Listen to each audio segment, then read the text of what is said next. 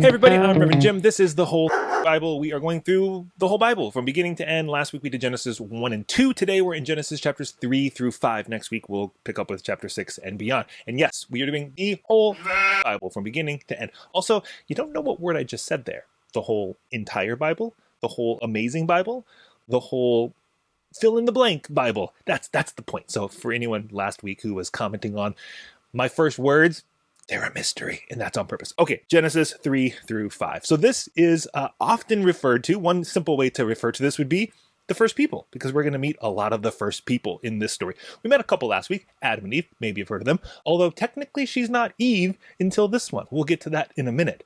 But now we get a whole lot more people. And this section also is commonly known as the fall. Now, that carries a lot of connotations. People hear the fall and they immediately go to original sin and all sorts of things. And that's, we need a longer video to talk about Augustine and all of that imposition and what it's done to society and individuals and theology. But I think it is fair to say that this is the part of the story when everything that in chapters 1 and 2 was seen as good, very good, everything begins to fall apart.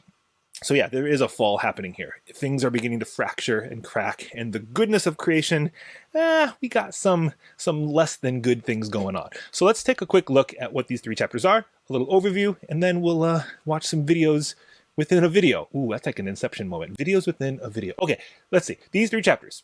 I would say you could start with the first one, chapter 3. This is Eve, Adam, and a snake. Those are the characters. That's the drama. You probably know the flannel graph already. Chapter 4, Cain and Abel. They got a couple kids. We got a little sibling rivalry going on and a bit more. We'll get into that too. And then chapter 5 is from Adam to Noah. This is all the generations from that first one to the guy we're going to really talk about next week. Now, let's just take a look though. Genesis 3 through 5. These chapters trace the early unfolding of human freedom, consequence, and community, moving from harmony to alienation, yet holding threads of grace throughout it. Genesis 3, the story of the garden and the fall, is less about sin in a judicial sense and more a profound exploration of human awakening, moral consciousness, shame, and the complexity of choice. The serpent functions not as pure evil, but as a catalyst for wisdom. Also, by the way, we don't really get the name Satan for this serpent character. That's kind of a after the fact, looking back over the shoulder, making the connections. In the story here, it's just this catalyst for wisdom, the tree of the knowledge of good and evil. And God's response is both judgment and care, clothing these naked humans who notice their shame for the very first time, who are growing up, awakening, and God sends them into a wider, more difficult world. So maybe it's not about sin, but it's about societal awakening. Remember, Genesis, the whole book, is myth and legend. The first 10 chapters are myth, then it's legend.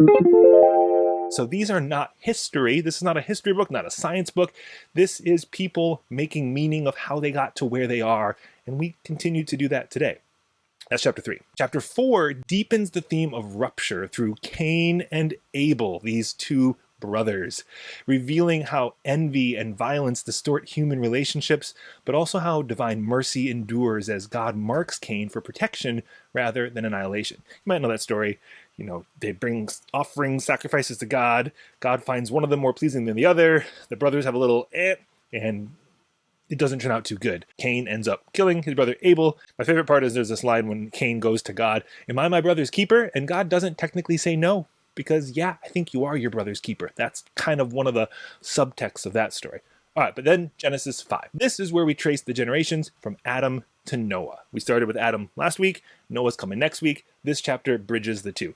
And this chapter portrays both the persistence of life and the shadow of mortality. We get a lot of dates when people die, although they do live to be a long time in this story. Remember, myth and legend. Now, from a progressive perspective, these three chapters explore the human condition, our capacity for creativity and harm, the growth of moral agency, and the enduring presence of divine compassion, and the call to build community even east of Eden. That's a phrase in the text. They went east of Eden. Maybe you've read the book, East of Eden. What does it mean to go beyond where we started and still build community outside of that origin space? All right, so here's what I initially called these three chapters, but here's some different titles we might use to kind of see them in a fresh way. Instead of Eve, Adam, and the snake, It could be shame in a name. This is the first time shame is mentioned in the Bible. They noticed they were naked and they felt ashamed. That is the origin of that word in this origin story of beginning. So this goodness suddenly has an awakening, a realization of what's been true the whole time, and then they feel a different way about it. Oh, there's so much to that.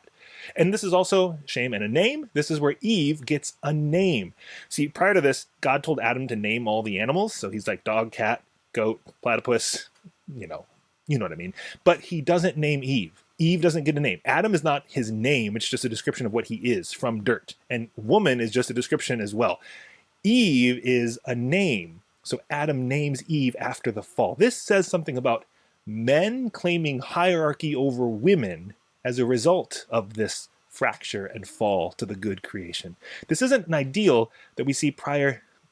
This is not an ideal we see prior to that point, but it's a result of things not being the way maybe they should have or could have been. So that's something about patriarchy and misogyny in our society. Whew. All right, the next chapter, chapter 4. What if we call this farmers versus shepherds? This is not a story about just sibling rivalry and two brothers who end up in a accident in the wilderness. No, this is a story of societal evolution, of farmers versus shepherds, and which aspect of society is going to thrive and survive in the competition within the two. When I make my boundary and plant my things and keep that organized versus your animals that roam all over the place. It's a move. When we start farming, agrarian society gives some sense of control over the ground, and we cultivate out of it. There's a goodness to that, but it's also an imposition. So I think you could say this chapter is a glimpse of societal evolution and understanding how we got to where we are. And then that last one, we could call this 10 generations later, because this is 10 generations from Adam to Noah. And we get a couple characters you might recognize. Enoch, you may have heard of his name before. He doesn't die in this chapter. He just walks with God. One of a couple people in the Bible to do that. Interesting. And then Methuselah, you might know him as the oldest person in the Bible. That's what it says. The number on the page makes him the oldest. I forget the number, 1,000 something. Here it is. That old. That's really old. My goal is to live to be 117. And that's old enough for me. Now, again, this is myth. This is not history. This is not science. This is using numbers to do something, to say something, to give grand narratives. But it's worth pointing this out. When I was in high school, I was a Bible geek. I still am a Bible geek. And I was going through the book of Genesis, counting up all of the genealogies. I wanted to do the math based on the numbers on the page. So I would look at, what does it say? Who was alive when? When did generations overlap? Like every 18-year-old does on their study hall. And what I noticed, you do the math yourself. If you do the numbers, especially in this chapter, you'll notice Methuselah dies the same year the flood in the book of Genesis happens. So maybe he just didn't get his ticket on the boat, I guess. Okay, so there you have it. There's a little bit on Genesis 3, 4, and 5. Now let's watch 3 quick videos. By quick, I mean 1 minute, because these are from the Bible in a Minute Project. You should definitely go check all those out. There's a whole lot of them. We're doing the entire Bible 1 minute, 1 day at a time. And let's watch 3 of them. You're going to hear Reverend Amanda Meisenheimer talk about Genesis 3, Reverend Ben Perry talk about Genesis 4, and me talk about Genesis chapter 5. And we'll have some questions, so take a look. Here we go. Bible in a Minute, Genesis chapter 3. A crafty and manipulative snake coerces Eve into eating some fruit from the forbidden tree. She extends this fruit to Adam, who eats it, and they both discover that they are naked because their eyes have been opened. We learn that God goes on noisy walks. When God discovers Adam and Eve, God proclaims them to be cursed and explains the consequences of their actions.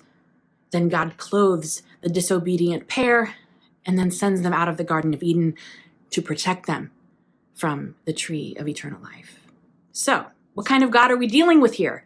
A God who curses an entire species for having a forbidden snack, a God who goes on walks, is a fashion designer, and protects us from danger?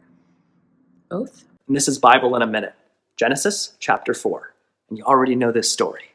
It's Cain and Abel, 2 brothers, one a farmer, one a shepherd. They both send up offerings to God. God looks at Cain's offering and is like, but looks at Abel's offering and gets real excited. And Cain gets big mad and murders Abel in a jealous rage. What's fascinating about this story is that God doesn't shit on Cain's offering. Not like God looks at Cain and says, oh, you worthless excuse for a human, you'll never be good. God is just more excited about Abel because Abel puts all of himself into what he is given. For Cain, it's not actually about pleasing God. It's about being better than Abel in God's eyes.